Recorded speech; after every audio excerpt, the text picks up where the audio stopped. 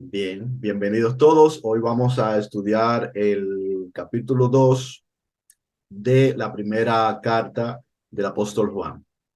En el estudio sobre el capítulo 1 lo hicimos en un video aparte y ahí estuvimos hablando de mucho sobre cómo Juan ve a Jesús. Juan ve a Jesús como alguien que le ama y Juan ve a Jesús como alguien que ama a los demás también. Es la descripción de él de Jesús. Y cuando él quiere hablar de sí mismo, ¿qué dice? Aquel al que el Señor amó. Porque así es como él se ve, como una persona amada de Jesús. Para mí un mensaje importante de todo eso es que debemos de pensar que los demás, no solo nosotros, no solo Juan, sino que las demás personas con las que nosotros interactuamos también son personas amadas del Señor. Y tomar siempre eso en cuenta. Creo que esa es una lección que podemos tomar de ahí. Hoy vamos al capítulo 2. En el capítulo 2 vamos a empezar por algo básico, por lo menos para esta comunidad, porque mucho de esto ya lo conocemos, pero también vamos a ver un poquito de por qué hemos estado hablando algo de profecía en estos últimos días, mirando este capítulo. Y vamos a comenzar leyendo de inmediato. Eh, me va a ayudar ahí, Elba, por favor. Vamos a leer el capítulo 2 del verso, vamos a empezar del verso 1 al 6. Yo, hermano, Sí.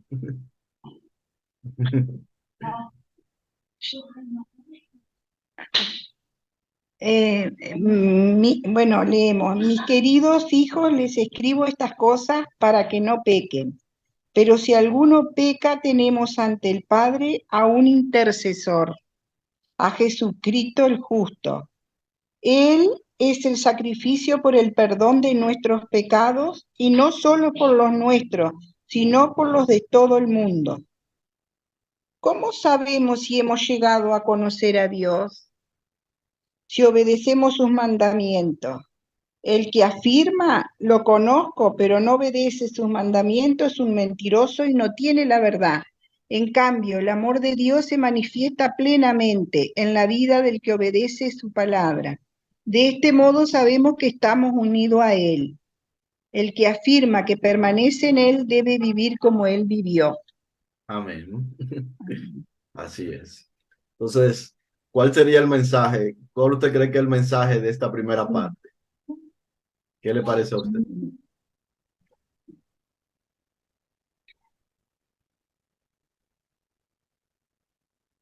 El mensaje es para realmente el pecado en sí, para nosotros, que si pecamos, si alguno peca, tenemos ante el Padre a un intercesor.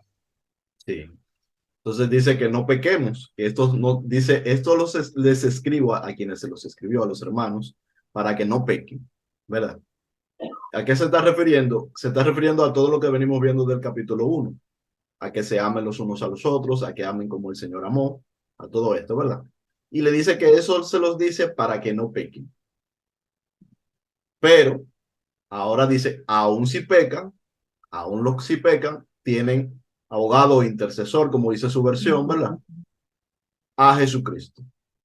Porque evidentemente todos somos pecadores. Más adelante nos va a decir que en realidad todos somos pecadores y que el que dice que no es pecador es mentiroso. Entonces, otra parte del mensaje es que nos dice que el que conoce al Señor guarda su palabra, guarda su mandamiento. Y que el que dice que conoce al Señor pero no guarda su mandamiento, entonces es mentiroso, ¿verdad? Eso es lo que dice. Bien, entonces, pero ¿cuál es su mandamiento? Esa es la pregunta que tal vez muchos se hacen, sobre todo muchos en algunas corrientes doctrinales. Los mandamientos del Señor. ¿Cuál es el mandamiento del Señor?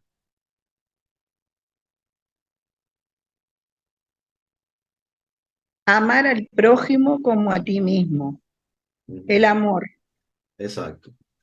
Ahora yo voy a leer esta parte yo y vamos a prestar atención a ver qué extraemos de aquí. Voy a leer a partir del verso 7. A la continuación dice, Hermanos, no os escribo mandamiento nuevo, sino el mandamiento antiguo que habéis oído desde el principio. Este mandamiento antiguo es la palabra que habéis oído desde el principio. Sin embargo, os escribo un mandamiento nuevo, que es verdadero en él y en vosotros, porque las tinieblas van pasando y la luz verdadera ya alumbra. El que dice que está en la luz y aborrece a su hermano, está todavía en tinieblas. El que ama a su hermano permanece en la luz y en él no hay tropiezo. Pero el que aborrece a su hermano está en tinieblas y anda en tinieblas y no sabe a dónde va, porque las tinieblas le han cegado los ojos. Bien, yo veo como que Juan viene como haciendo un trabajo didáctico y repetitivo y lo va poniendo de diferentes maneras, repite, lo pone de otra manera, diciendo lo mismo, que hay que amar, como sabemos, para obedecer ese mandamiento de Cristo hay que amar, pero no te lo deja ahí, sino que dice, sí, pero si aborreces a tu hermano, entonces no estás en la luz. El que anda en la luz ama a su hermano, pero el que aborrece a su hermano, entonces no está en la luz. Te lo dice, Juan usa mucho esto de decir las cosas de una manera y luego decirlo en el sentido contrario, pero diciendo lo mismo. Es como muy didáctico, digamos. Dice que quede claro que es lo que él trata, como que quede claro qué es lo que él está diciendo, que quede bien conciso. Si aborreces a tu hermano, no andas en la luz. Si aborreces a tu hermano, no estás en comunión con Cristo. Es lo que está tratando de decirnos. ¿A usted qué le parece? ¿Sí? Muy interesante, porque en realidad hablamos de los mandamientos, hablamos de que si no obedeces sus mandamientos, pero hay uno principal para cumplir, porque en realidad si amamos, vamos a cumplir todos los mandamientos, en realidad. Vamos a caminar como caminó Jesús. Y es muy interesante acá, yo estaba leyendo en el capítulo 2 versículo 2. Él es el sacrificio por el perdón de nuestros pecados, y no solo por los nuestros, sino por los de todo El mundo. el mundo. Exacto. Muy interesante porque ese amor encierra un montón de cosas.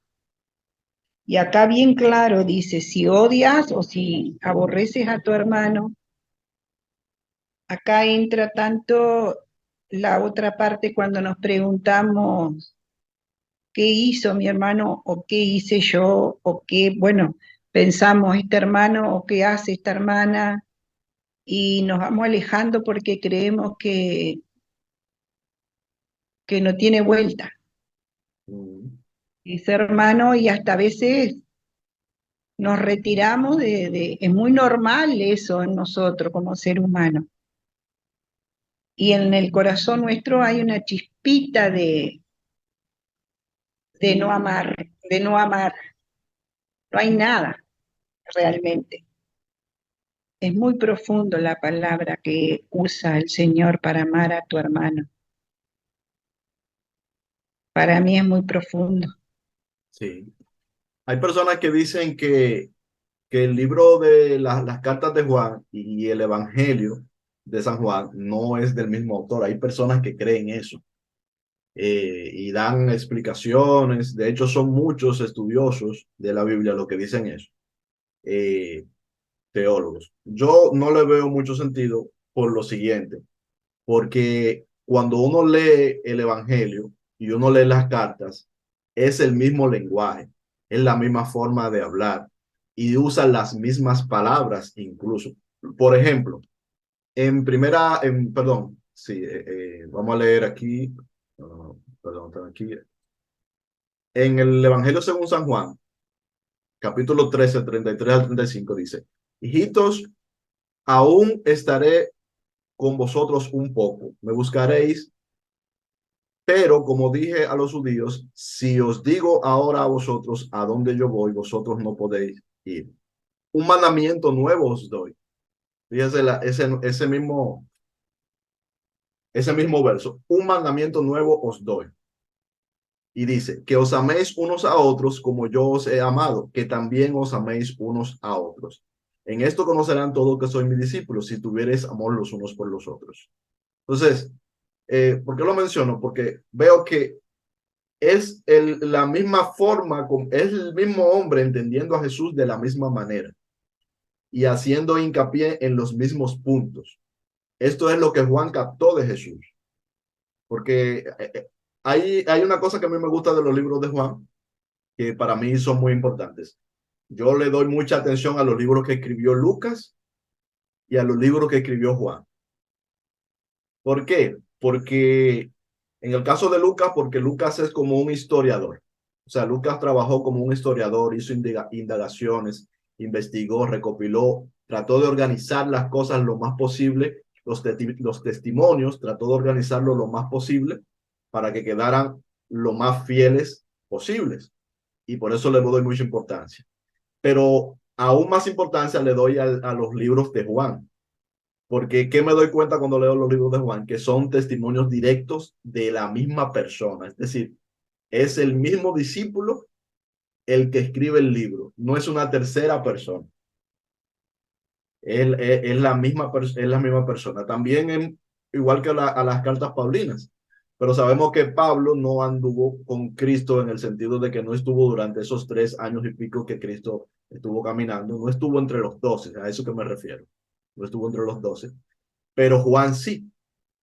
Entonces, en realidad, este es posiblemente el único evangelio que tenemos que es de fuente directa. Es como algunos dicen que no está, como que el texto no está tan bien elaborado, como que no es tan rico. Yo lo que veo que Juan trata de enseñarle a personas y que se entienda lo más claro posible lo que él quiere decir. Eso es lo que yo puedo percibir cuando lo leo. Vamos a ver, por ejemplo, antes de continuar, en Juan capítulo 14. Eh, capítulo 14, verso 15. Vamos a ver, esto es el Evangelio de Juan, de nuevo, y dice, si me amáis, guardad mis mandamientos. Y yo rogaré al Padre y os dará otro consolador para que esté con vosotros para siempre. El Espíritu de verdad, el cual el mundo no puede percibir, porque no le ve ni le conoce, pero vosotros le conocéis porque mora en vosotros y está en vosotros. Es el mismo lenguaje. Dice, si me amáis, guardad mis mandamientos. Y sigue diciendo que permanezcan en el amor, ¿verdad? Y sigue diciendo, no hablaré más con vosotros, verso 30, porque viene el príncipe de este mundo. Y cuando nos vamos al capítulo 15, ¿verdad? Dice en el verso 12, este es mi mandamiento. El capítulo 15, verso 12 dice, que os améis unos a otros. Es decir, si me amáis, guardad mi mandamiento. Pero este es mi mandamiento, que os améis unos a otros como yo os he amado. ¿Qué quiero decir con esto? Lo creo que es evidente. Hay una fijación de este apóstol, de este discípulo, en este mensaje de Jesús, en que ese es su mandamiento y en que hay que obedecer su mandamiento. Y es tanto que hay hasta como una especie como de trampa, porque él escribe y dice, por ejemplo, si me amáis, guarda mi mandamiento. Y cuando dice, si me amas, guarda mi mandamiento, lo que está diciendo es que guarde su mandamiento si guarda su mandamiento, porque amarle es guardar el mandamiento en sí mismo. O sea, eso es parte de guardar el mandamiento. Y son las particularidades de Juan cuando escribe. Usa muchas simetrías. También dice, se usa mucho más énfasis de lo que yo aprendí, es guardar los mandamientos, pero no se hace énfasis en el amor más que nada, sino también amar. Sí, lógico que el mandamiento mayor, hay congregaciones que dicen, como la católica, que tengo amigas, y me dice, el mayor mandamiento es el amor. Y después otras denominaciones que también tengo hermanas y amigas muy queridas que van utilizando los mandamientos y el amor, como que los mandamientos serían los 10 mandamientos principales y como se cumplen los 10 mandamientos, nosotros vamos a amar. Ya no está en primer lugar el amor, solo el amor al Señor. Y al amar al Señor, nosotros vamos a vivir como el Señor vivió. ¿Me entiende? Sin embargo, cuando leemos el testimonio de Juan, que es lo que vemos, que parece que el único mandamiento importante es el amor. O sea, desde este punto de vista. Desde el punto de vista de Juan, ese es el único mandamiento que vale la pena tener siempre en cuenta, el amor. La realidad es que ese es el único mandamiento que hay. No hay más. Eh, ¿Cómo lo explico? Pablo lo explica de otra manera. Me parece que es Pablo que lo explica. Vamos a ver si lo encuentro. Porque no solamente es Juan que hace hincapié en esto, ¿verdad? Sino que, vamos a ver,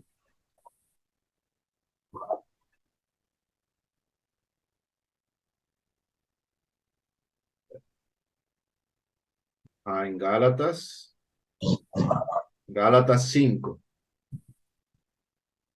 Gálatas 5, vamos a ver vamos a verlo desde el verso 10 al 16 para verlo más claro. Desde el verso 13 dice. Porque vosotros, hermanos, a libertad fuisteis llamados, solamente que no uséis la libertad como ocasión para la carne. Ah, creo que me fui más para atrás de la cuenta. Pero bueno, porque, ajá, sí, es ahí. Si no, servíos por amor. Perdone que le interrumpe. Gálatas. Gálatas capítulo 5. Voy a leer a partir del verso 13. Dice, porque vosotros, hermanos, a libertad fuisteis llamados, solamente que no uséis la libertad como ocasión para la carne, sino servíos por amor los unos a los otros. Servíos por amor. Porque toda la ley en esta sola palabra se cumple. Amarás a tu prójimo como a ti mismo. Pero si os mordéis y os coméis unos a otros, mirad que también no os consumáis unos a otros. Esta es una manera en la que lo dice, pero hay otra parte también donde usa una idea parecida y dice que el que ama a su hermano no le hace lo malo a su hermano. Es decir, nosotros lo podemos decir, ni siquiera tenemos que ir a buscar versículo por versículo. Es muy fácil. Si yo amo al hermano, no quiero quitarle lo que es de él. Si yo amo al hermano, no quiero hacerle daño al hermano.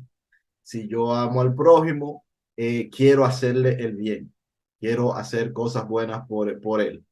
Si yo amo al prójimo, lo voy a tolerar, lo voy a soportar. O sea, todas estas son cosas que provienen del amor y todas estas son las cosas que enseñó Jesús. Cuando Jesús dice que el que te quita lo tuyo, no pida que te lo devuelva, lo que te está diciendo es ama a tu prójimo. Cuando Jesús dice que el que te pide algo prestado, no pida que te lo devuelva, lo que está diciendo también es ama a tu prójimo. Cuando Jesús dice, bendice a los que te maldicen, está diciendo, ama a tu prójimo. Cuando dice, ora por los que te calumnian, está diciendo, ama a tu prójimo. Entonces, en realidad, lo que el mandamiento único para mí es el amor. No, para mí no hay otro mandamiento. Y de hecho, ¿qué es lo que es el pecado? El pecado es no amar. O sea, la misma falta de amor en sí misma es el pecado. Eso es lo que es el pecado. Una persona que, por ejemplo, le hace mal a otro a propósito, o sea, por su voluntad, lo hace porque le faltó el amor no le dio. O sea, el que una persona, por ejemplo, va y hiere a otra persona, lo hace porque le faltó el amor. El que va y sustrae lo del otro, lo hace porque le faltó el amor. Pero también el que se enoja con su hermano, y por esto que Jesús lo dice, el que se enoja con su hermano, en ese momento que se enoja le está faltando el amor. Por eso Jesús dice que cuando nos enojamos cuando nos enojamos con alguien, con el prójimo, con el hermano, somos como homicidas, porque justamente nos faltó el amor. Estamos violentando el único mandamiento que existe. No hay otro mandamiento. Esa es la razón por la que yo en mi caso, por ejemplo, a veces tengo problemas con definir algunos pecados.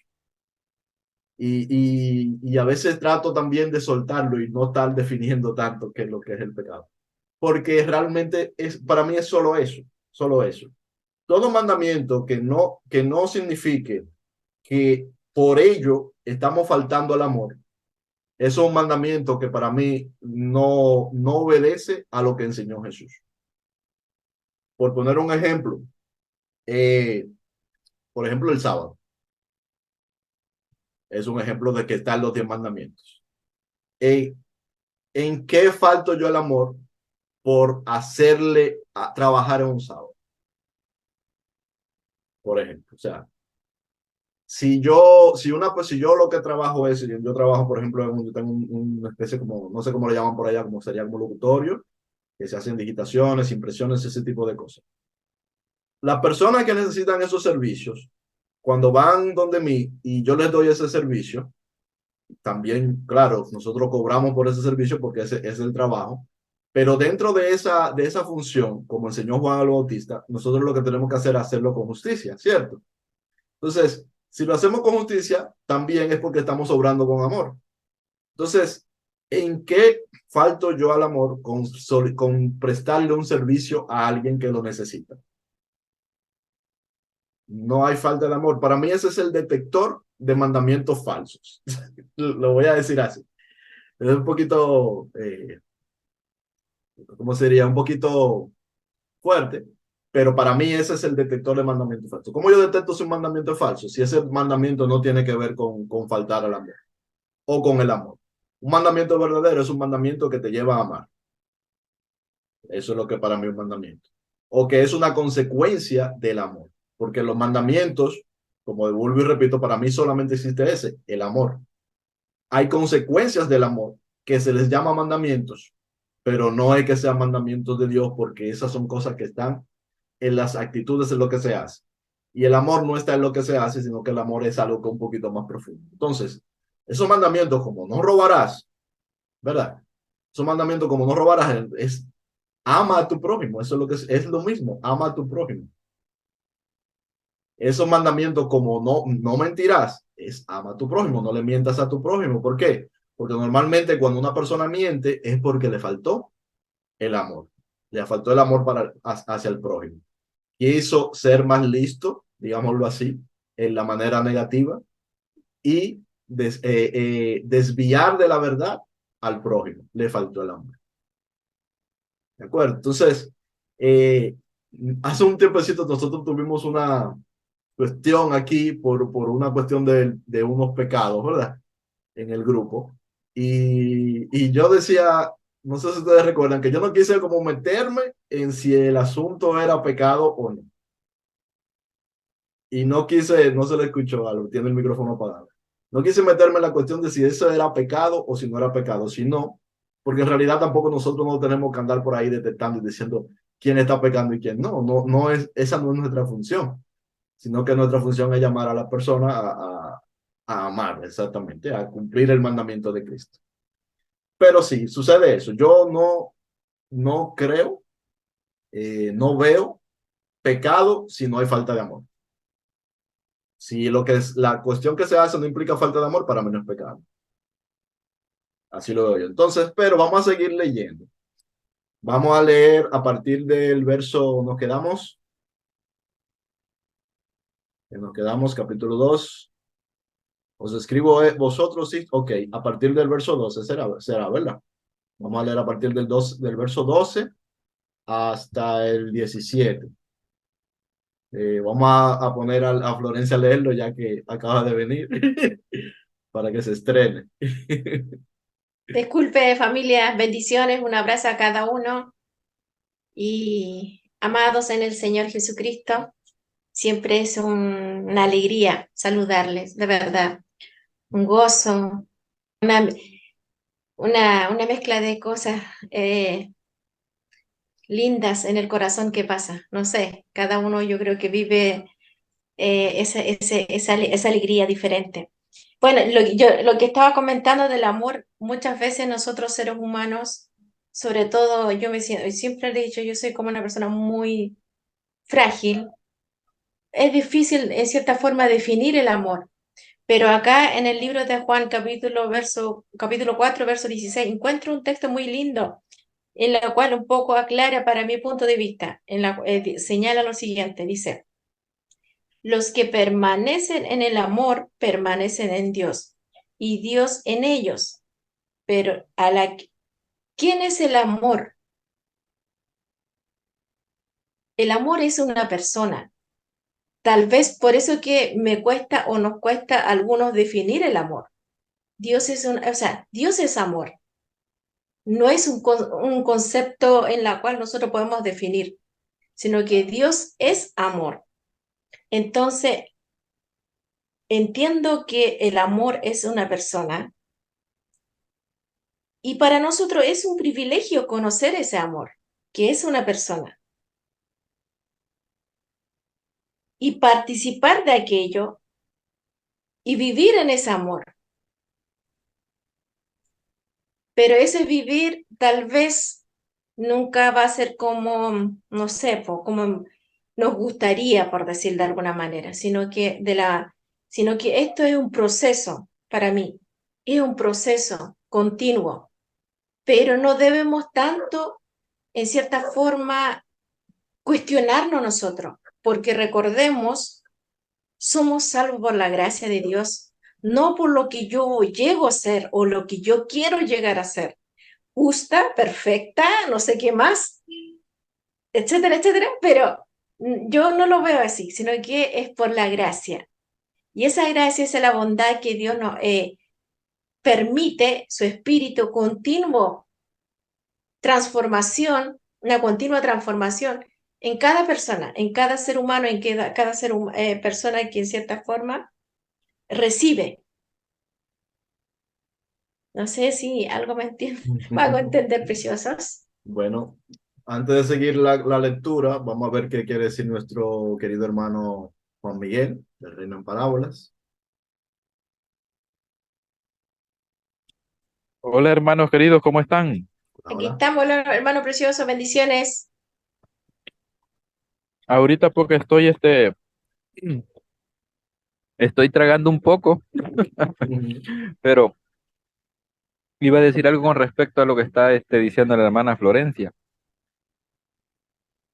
Yo siento que el amor es algo eh, incomprendido y además de eso es algo que a nosotros nos mueve. Es algo que no se puede ni describir tampoco, porque realmente con esa afirmación que la hermana dijo, Dios es amor, yo me pongo a pensar en esto y digo, si Él no tiene forma, si Él no tiene una descripción exacta que se le pueda dar, no se le puede dar ni siquiera eh, una, una diferencia de sexo tampoco o de género, o sea, el amor es algo quizás magistral, algo que no se puede ni siquiera interpretar, porque si se interpreta o se le da una interpretación a ese amor, ya no lo sería. O sea, solamente nosotros tenemos pequeños vislumbres de lo que es el aprendizaje constante que tenemos sobre ese amor. En pocas palabras, resumiendo todo lo que estoy diciendo, siento que eh, divagar en ese concepto es algo profundo y demasiado para un solo tema. Ujú. Inclusive pudiéramos pasar toda la noche hablando con respecto a esa palabra. Incluso los científicos en documentales se dan duro tratando de explicar ese sentimiento y dicen que hacen hasta experimentos con personas sobre la atracción y todo eso, pero nunca aterrizan. Y así nosotros, ¿por qué nunca aterrizan los seres humanos? Porque no se logra comprender algo que está fuera de nuestra dimensión. O sea, es algo que no se podría explicar con palabras, se podría decir. La verdad es que es algo maravilloso al final, que nos ha sido entregado a nosotros. Es como un don, es como algo que, que nosotros llegamos a experimentar cuando incluso tenemos hijos. O sea, es algo que, que se ve reflejado, pues cuando uno ya tiene hijos también ahí se ve reflejado ese amor y es algo que es dado. O sea, no es algo que nosotros encontremos o que tal vez nosotros queramos llevar a cabo. O sea, es algo, como digo, no puedo ni explicar eso, pues, o sea, Sí. no se le puede dar una definición correcta. Lo podemos experimentar y podemos conocer el amor. Podemos conocerlo y experimentarlo. Pero el conocerlo y experimentarlo no nos hace hacerlo tangible. ¿Por qué? Porque el amor, como todo don espiritual, es invisible. Todo lo que es del espíritu no se ve. El amor no se ve. Sin embargo, sí el amor produce efectos. El amor produce efectos que son los efectos de lo que nos habla Jesús. Jesús no habla mucho de esos efectos. Nos dice, al que tiene, dale, al que te quite lo tuyo, no pidas que te lo devuelva. Todo lo que estaba diciendo hace un momentito. Si tu hermano tiene necesidad, no le esconda la mano, no voltee para otro lado. Y muchos ejemplos que Jesús nos da con parábolas. Pero realmente esas cosas externas que pueden ser producto del amor no son el amor. O sea, pueden ser producidas por el amor, pero no son el amor. Es como un cuadro. Nosotros si, por ejemplo, vemos un cuadro, una pintura de un artista, no estamos viendo al artista. Esa pintura no es el artista, es un producto posiblemente de la intención del artista, pero no es el artista y eso no nos va a bastar para conocerlo a él. De hecho, podríamos estar viendo una falsificación, como también podemos ver falsificaciones de los efectos del amor. Se pueden falsificar los efectos del amor, pero el amor es algo que solamente tú sabes o tú puedes experimentar y por eso es la palabra clave, se experimenta y en eso es que se conoce. Bien, luego es imposible no hablar y hablar del amor hablando de las lecturas de Juan, sea el Evangelio o las cartas, porque de eso es que habla Juan. Juan cuando veía a Jesús, ¿qué es lo que veía? A una persona que le amaba, a una persona que amaba a sus compañeros, a una persona que amaba a todos. Y Juan no, cuando habla de Jesús, habla de aquel que les ama a ellos y aquel que le ama a él. Y de eso es que se trata todo lo que escribe Juan. Y demostrar también un poquito el contraste entre lo que no viene de él, que es aquello en lo cual no procede de amor. Lo cual, pues justamente, como yo explicaba, entiendo que todo lo que no procede de amor es pecado. Pero vamos a leer, vamos a seguir la lectura para que avancemos. Nos quedamos, terminamos leyendo en el verso 11 del capítulo 2 de Primera de Juan. Vamos a leer a partir del verso 12 hasta el verso 17. ¿Quién lo puede leer? Yo mandé a Florencia ahorita, pero Florencia tenía otras cosas más importantes que Yo leo. compartirles. Bien. Amén. Les escribo a ustedes, queridos hijos, porque sus pecados han sido perdonados por el nombre de Cristo. Les escribo a ustedes, padres, porque han conocido al que es desde el principio. Les escribo a ustedes, jóvenes, porque han vencido al maligno. Les he escrito a ustedes, queridos hijos, porque han conocido al Padre. Les he escrito a ustedes, padres, porque han conocido al que es desde el principio. Les he escrito a ustedes, jóvenes, porque son fuertes y la palabra de Dios permanece en ustedes y han vencido al maligno. No amen al mundo ni nada de lo que hay en él. Si alguien ama al mundo, no tiene el amor del Padre, porque nada de lo que hay en el mundo, los malos deseos del cuerpo, la codicia de los ojos y la arrogancia de la vida proviene del Padre, sino del mundo. El mundo se acaba con sus malos deseos, pero el que hace la voluntad de Dios permanece para siempre. Amén. Amén. Ahí volvemos a ver la parte Amén. didáctica de Juan, que no dice nada que no repita. Juan no dice nada que no repite, que Juan está tratando de dejarnos las cosas claras, el apóstol Juan. Por eso repite, lo dice de adelante para atrás y de atrás para adelante. Y vuelve y lo pone y vuelve y lo pone. Tenemos que amarnos. Hemos conocido a Cristo, hemos conocido al Eterno, hemos conocido, han conocido al que dio su vida. Siempre vuelve y repite el concepto y repite el concepto y nos lleva de nuevo al amor, a la luz. Todos estas frases que Juan siempre utiliza, lo utiliza en el Evangelio y lo utiliza siempre en las cartas. Nos dice que es luz, nos dice que Dios es el amor, que Dios es la luz, que Cristo es el amor, que Cristo es la luz, que es uno con el Padre, que nos ha amado. Vuelve y repite lo mismo de todas las maneras posibles para que lo entendamos bien, bien de verdad. Ah, sí, estamos grabando. Pero no se va a publicar, parece. Sí, se va a publicar. Se va a publicar porque es que después, como me decía Alba, necesitan repetir para volver a ver, ¿verdad? Pero bueno, y también para que otros vean. Sí, estamos en la parte del mensaje todavía. Porque el mensaje es un estudio, estamos en estudio en realidad. Entonces, sobre esta parte, eh, es como una finalización de los saludos de Juan, porque todo desde el capítulo 1 hasta acá, hasta el verso 17 del capítulo 2, todo es como parte de ese saludo inicial en la carta, aunque va metiendo e introduciendo varias cositas, las cuales repite para darle fuerza. ¿Qué les parece si seguimos ahora a partir del verso 18? ¿Están de acuerdo? Sí. Ok, bueno. Vamos a leer entonces a partir del verso 18. Lo voy a leer, dice: hijitos, ya es el último tiempo.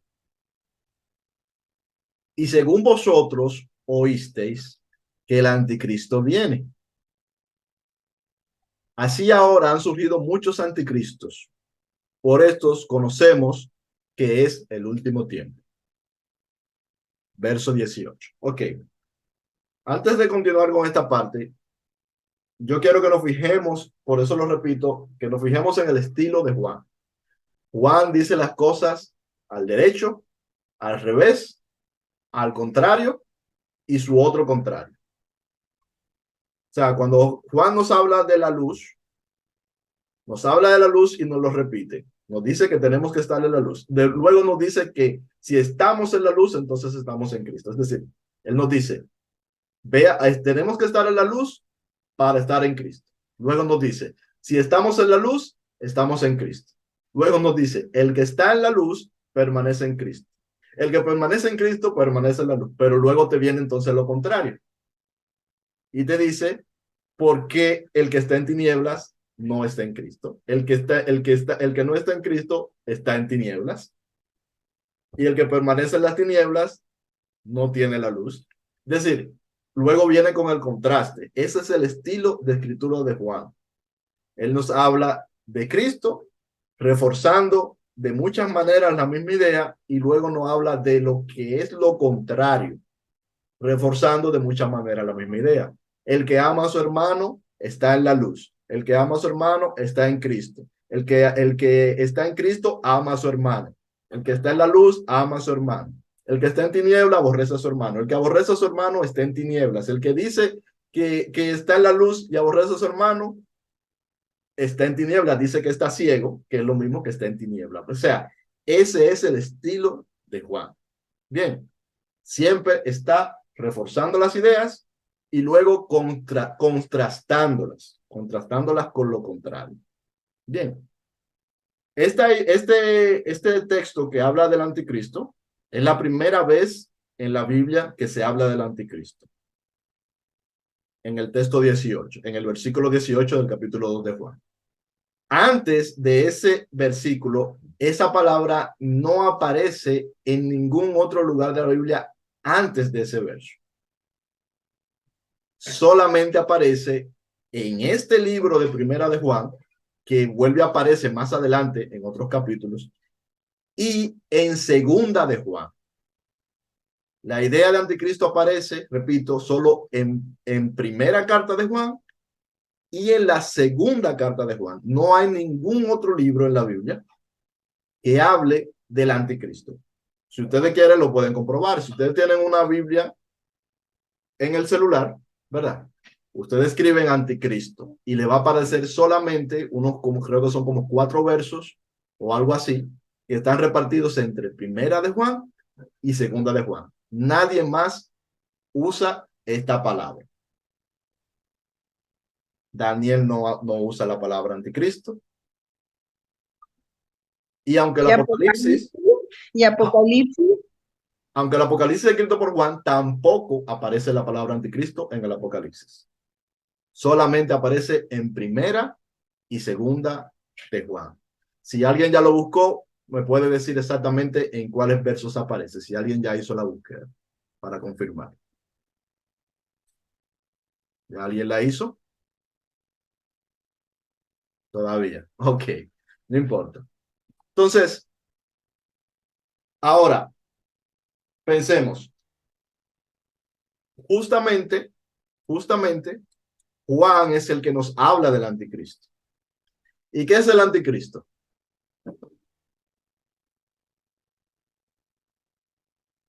Alguien que es contrario a Cristo. Están a favor de Cristo y están los que son contrarios a Cristo. Es el contraste. El contraste que está en la escritura de las cartas de Juan. El contraste entre una cosa y la otra. Bien. Vamos a ver. Entonces dice, volvemos a leer. Hijitos, ya es el último tiempo y según vosotros oísteis que el anticristo viene. ¿Qué dice? Ya es el último tiempo y según ustedes han oído, viene el anticristo. Esto lo escribió Juan, ¿en qué siglo?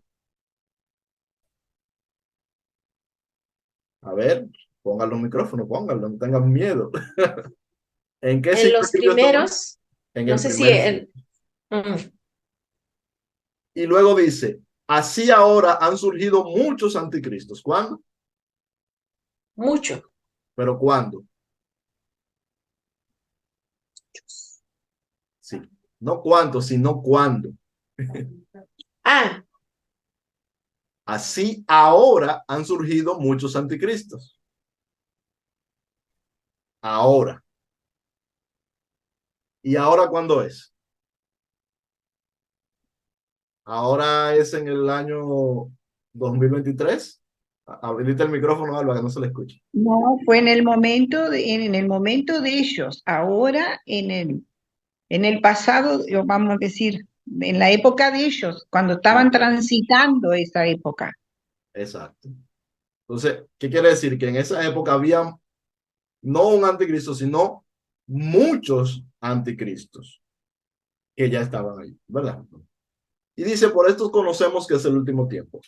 Y dice, salieron de nosotros, pero no eran de nosotros, verso 19.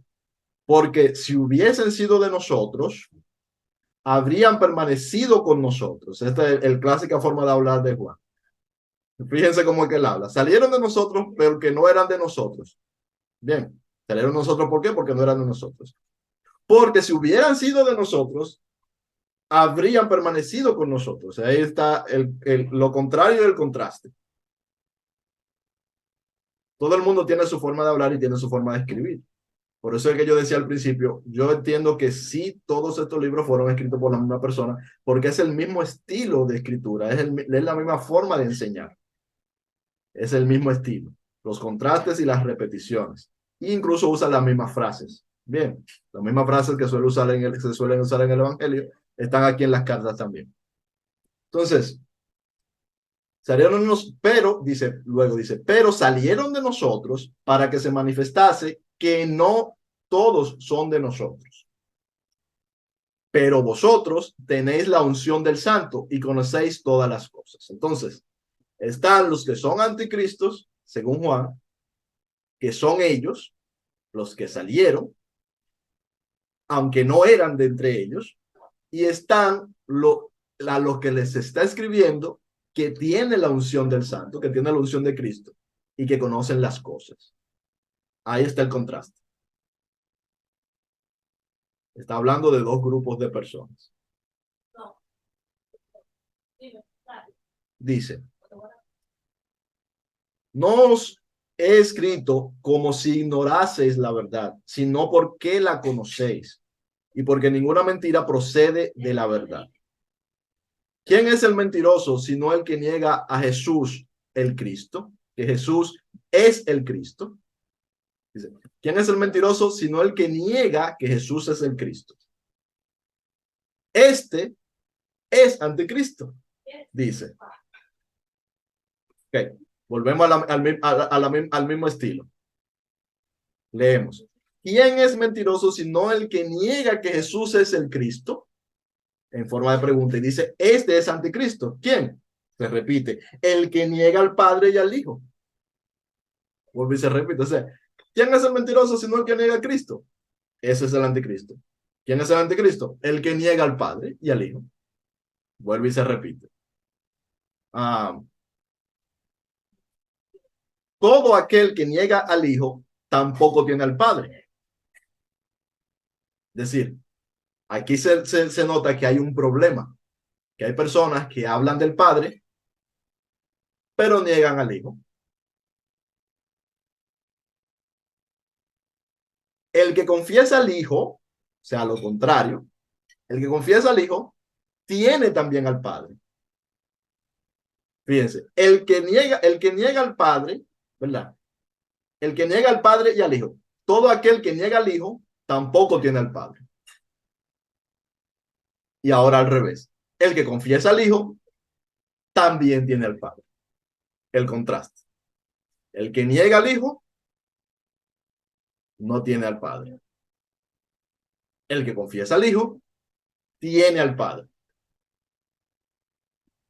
Lo que habéis oído desde el principio, permanezca en vosotros. ¿Qué es lo que han oído del principio? Que Dios es luz, que Dios es amor, que hay que amar al prójimo. Lo que él siempre repite cuando dice lo que habéis oído desde el principio. Un mandamiento nuevo os doy, pero es el mismo que habéis oído desde el principio. Cuando él habla de lo que han oído desde el principio, habla del mandamiento del amor. Si lo que habéis oído desde el principio permanece en vosotros, lo oíste desde el principio, pero ahora, si lo que permanece, también vosotros permaneceréis en el Hijo y en el Padre. Y esta es la promesa que él nos hizo, la vida eterna. Bien, entonces, ¿a qué se está refiriendo Juan en este texto cuando habla de anticristo? ¿Por qué Juan habla de anticristos en este texto? ¿A quiénes se refiere? Evidentemente se refiere a personas de su tiempo. No se está refiriendo a un espíritu todavía, aunque él va a hablar de ello. Más adelante vamos a ver que habla de un espíritu. Pero aquí se está refiriendo a personas, ¿cierto? A personas en plural, personas que ellos conocen, o sea, personas que se conocen. Y estas personas tienen una particularidad que nosotros rápidamente podemos inferir de todo lo que Juan está diciendo aquí. ¿Qué particularidad tienen? Tienen la particularidad de que dicen que sí, que reconocen al Padre, dicen reconocer al Padre, pero no reconocen al Hijo. Es decir, no creen en quién,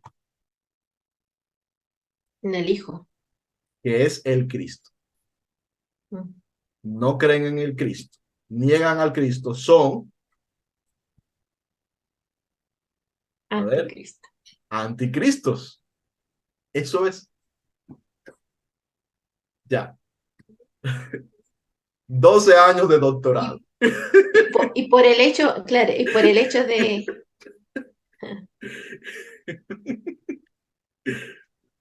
12 años de doctorado en la academia. 2 doctorados, maestría, PH. Descubrimos quién es el anticristo. ¿Decía Florencia? Perdón.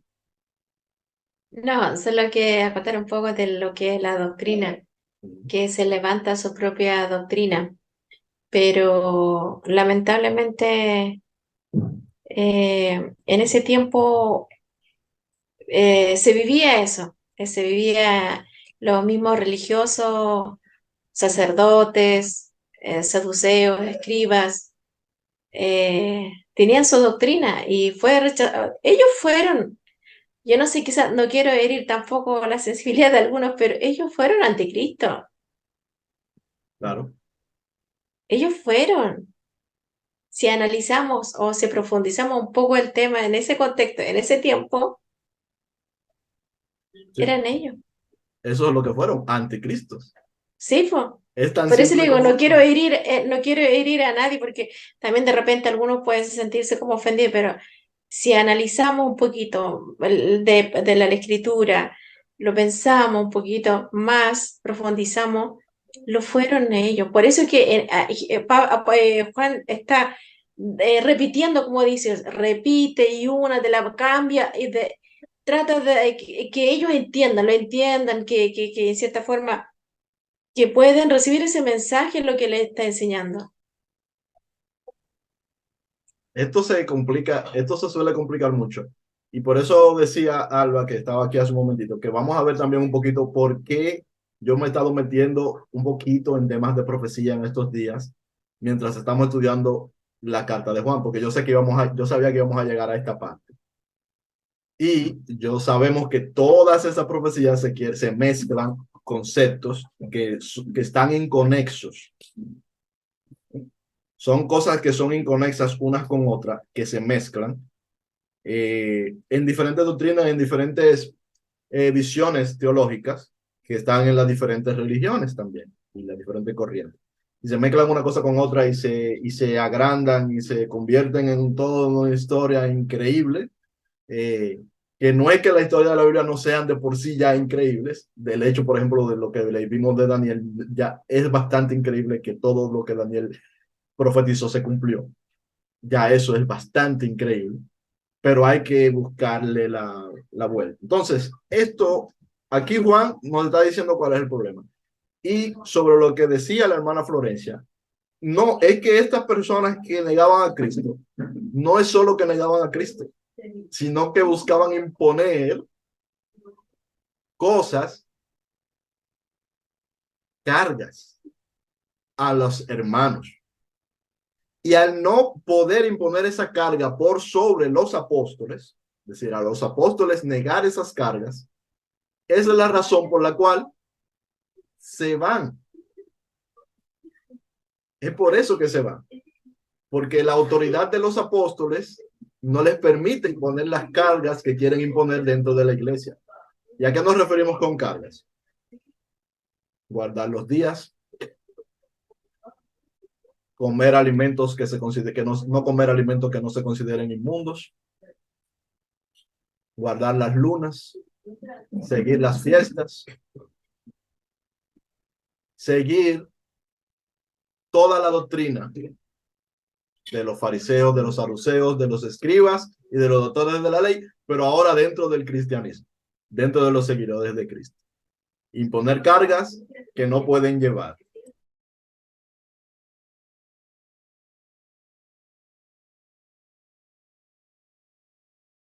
Disculpas.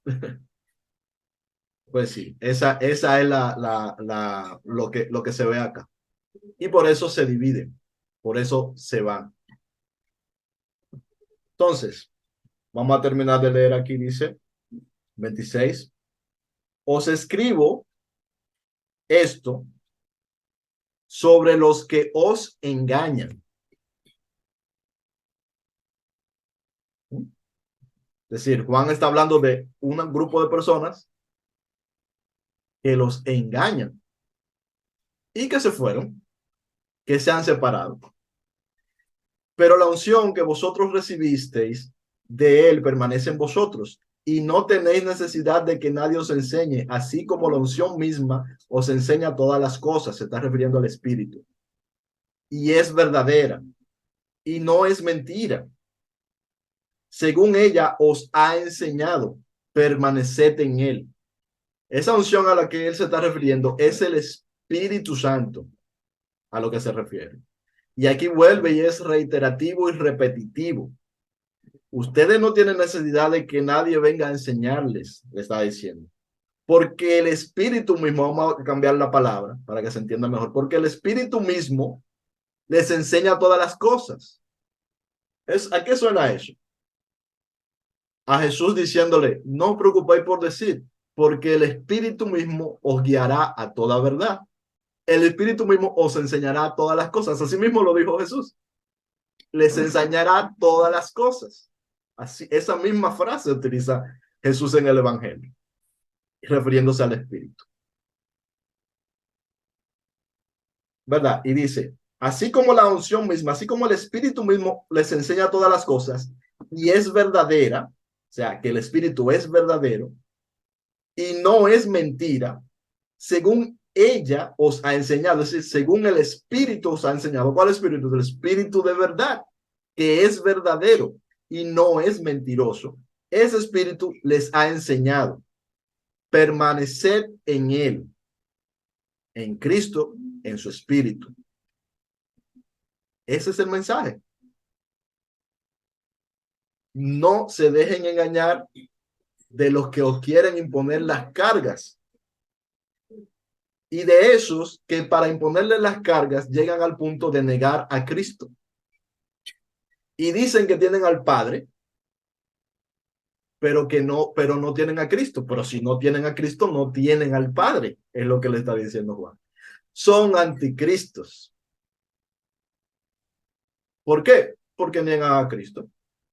Pablo, Saulo de Tarso, ¿qué era? Un anticristo. Negaba que Jesús era el Cristo. Porque por eso era un anticristo.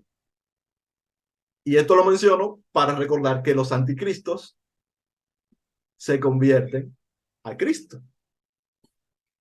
O sea, no es como que tú eres anticristo y ya vas a ser anticristo toda tu vida y vas a perderte en el infierno como anticristo. No, los anticristos se convierten a Cristo. Porque Cristo dio su vida por los que hoy son anticristos. Cristo redimió a los que hoy son anticristos. Y los que fueron anticristos hace 2000 años.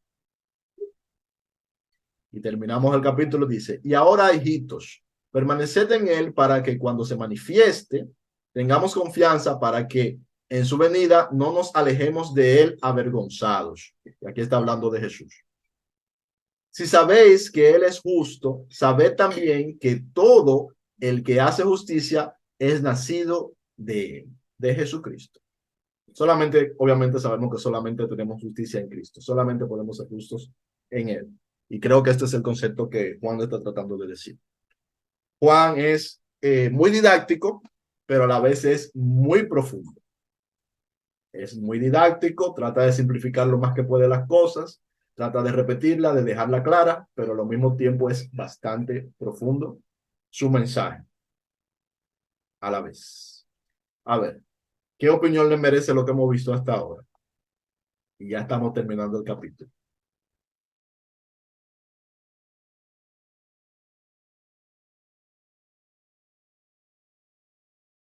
Adelante, hermana Alba. Sí, perdón.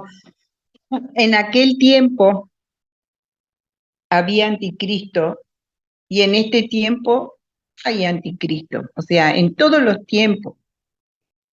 Quiere decir que el Señor se va a tomar el tiempo de que lo conozcan y que se tenga al Padre y se lo reconozca al Hijo también.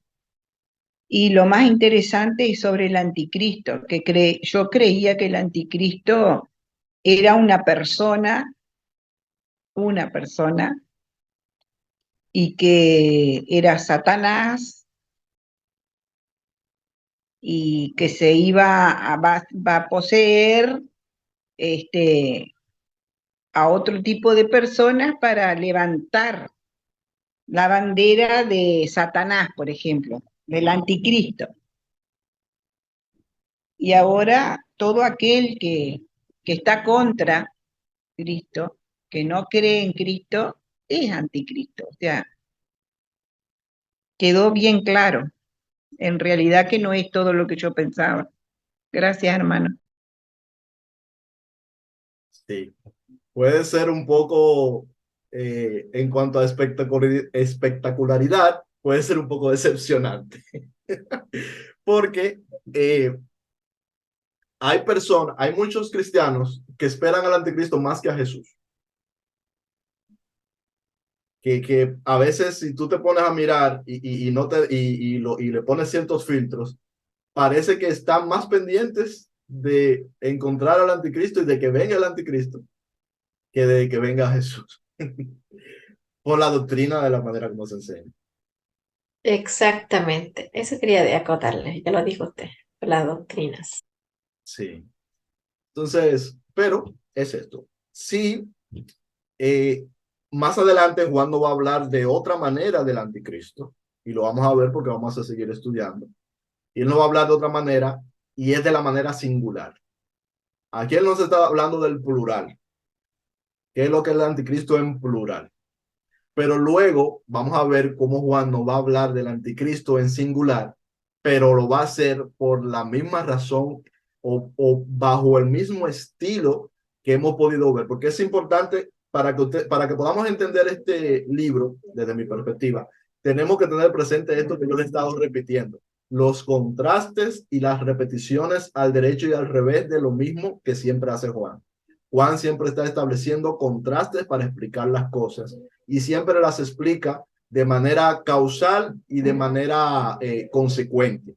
Yo digo al derecho y al revés, pero es manera causal y de manera consecuente. Él lo explica como causa y luego lo explica como consecuencia la misma idea, tanto para el lado positivo como para el lado negativo. Entonces, hay que tomar en cuenta quién es que nos está hablando y cómo es su estilo de hablar para poder entender. Bien, entonces, luego él sí nos va a hablar de un anticristo en singular. ¿Qué hora es? Vamos a ver, 8:44. Tenemos como tenemos un poco más de una hora ya. Sí, poquito más de una hora. Entonces yo creo que es mejor que lo dejemos ya para el próximo, para que veamos a qué se refiere cuando habla en singular y dónde está el contraste, porque Juan siempre nos habla de contrastes. Sí. ¿Alguna otra aportación que quiera hacer alguno de los hermanos? Por cierto, saludar a Albertina y a Mirta, que no la habíamos saludado, con el perdón.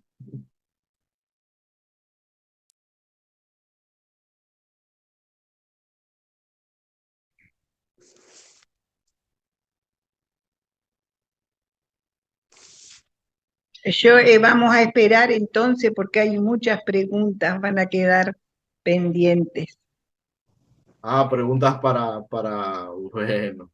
Bueno, pues vamos a finalizar aquí. Entonces, si Dios lo permite, o si no se presenta alguna otra cosa más urgente, la semana que viene vamos entonces con el segundo capítulo. Y creo que ya hay en el segundo capítulo, si mal no recuerdo, el segundo por ahí o el tercero, comienza a hablarnos de esa otra parte. Entonces, vamos a terminar con una oración. Eh, por favor, vamos a pedirle, ¿quién la puede hacer la oración, por favor? Para finalizar. ¿Quién está menos en shock? Ya, yo voy a orar. Vamos a agradecer al Señor por esta oportunidad. Padre bueno, te damos gracias, Señor. Gracias por el Espíritu, Señor, el Espíritu Santo que nos da esta voluntad de poder con gozo congregarnos, Señor, de poder estudiar el Evangelio, las Escrituras, Señor, y ir entendiendo de a poquito, Padre Santo. Tal vez nos cuesta más otras veces, Señor, pero ustedes es bueno y paciente con cada hijo suyo, Señor. Nos hemos dado cuenta que es un proceso de, de ir sacándonos cosas aprendidas que habíamos entendido de una manera diferente, Señor, y ahora al, a la respuesta de su Santo Espíritu y nos da ese entendimiento un poco ya cada vez más, Señor, mejor, Señor, cada vez mejor, mi Dios Santo. Por eso le agradecemos, Señor. Gracias por ese mensaje de esta noche, Señor. Es el amor que usted nos enseña a que nos amemos unos a otros, mi Dios. Como personas pecadores, mi Dios, a veces nos cuesta tal vez aplicar, Padre Santo, pero sin duda que tu Santo Espíritu está obrando y estará siempre obrando en la vida de cada creyente, Señor, en nosotros también, mi Dios Santo. Gracias, Padre mío, que esté con nosotros, con cada hijo suyo, en cada hogar, en familia. Agradecemos, Padre Santo, en el nombre de Cristo Jesús. Amén. Amén.